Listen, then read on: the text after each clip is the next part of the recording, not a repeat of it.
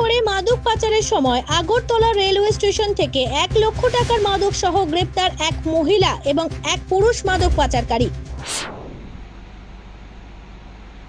আজ আমাদের Agartala GRPS sub inspector Pankaj Kumar Das, অন্যান্য মহিলা স্টাফ, ইন্সপেক্টর ওবায়দুর রহমান এবং পার্শ্ববর্তী আরপিএফ থানার স্টাফরা মিলে রেল স্টেশনে অন্যান্য দিনের মতো চেকিংয়ে বের হয়ে বিহারের দুজন, একজনের নাম নীতিশ কুমার, তার সঙ্গে একজন মহিলা যার নাম চন্দা কুমারী, দুজনকে সাসপেক্টিভলি মুভিং করতে দেখে ওদেরকে আটক করে।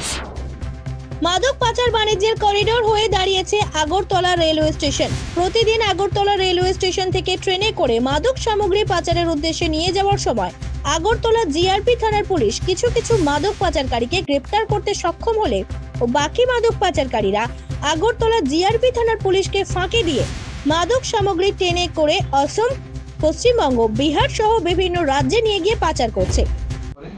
আটক করার পর তাদের যে ব্যাগ, হ্যান্ড ব্যাগ এবং পিট্টু ব্যাগ, ওগুলো তল্লাশি করা হয়। ওগুলো তল্লাশির মধ্যে আমরা ওদের ব্যাগ থেকে সর্বমোট 6 কেজি 305 গ্রাম নিষিদ্ধ গাঁজা উদ্ধার করি।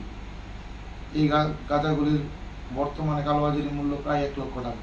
তারা এই গাঁজাগুলি নিয়ে বিহার উদ্দেশ্যে রওনা দেওয়ার একটি দিকে ছিল, কিন্তু আমরা ওদেরকে আটক করি এবং তাদের বিরুদ্ধে একটি এনডিপিএস ধারায় মামলা নথিভুক্ত করি। আবারও গোপন সংবাদের ভিত্তিতে আগরতলা রেলওয়ে স্টেশনের 1 নম্বর প্ল্যাটফর্ম থেকে আগরতলা জিআরপি থানা পুলিশ এক মহিলা ও এক পুরুষ মাদক পাচারকারীকে গ্রেপ্তার করতে সক্ষম হয়। ধৃতদের নাম হলো বিহার রাজ্যের ভাগলপুর জেলার 25 বছরের নীতিশ কুমার এবং 24 বছরের চন্দা কুমারী। ধৃতদের কাছ থেকে উদ্ধার হয় 2টি ব্যাগ, যার ভেতর থেকে মোট 6.305 কেজি অবৈধ শুকনো গাঁজা পাওয়া যায়। উদ্ধারকৃত গাঁজাগুলির বাজার মূল্য প্রায় 1 লক্ষ টাকা হবে বলে সোমবার সংবাদ মাধ্যমকে জানিয়েছেন আগরতলা জিআরপি থানার ইন্সপেক্টর রাজু ভৌমিক। অভিযুক্ত 2 মাদক পাচারকারীর বিরুদ্ধে এনডিপিএস ধারায় মামলা নিয়ে তাদেরকে পুলিশ রিমান্ড চেয়ে আদালতে প্রেরণ করা হয়েছে বলে তিনি জানিয়েছেন। যুব সমাজের প্রতি আগরতলা জিআরপি থানার ইন্সপেক্টর রাজু ভৌমিক বার্তা রেখেছেন, নেশা থেকে যেন যুব সমাজরা বিরত থাকে।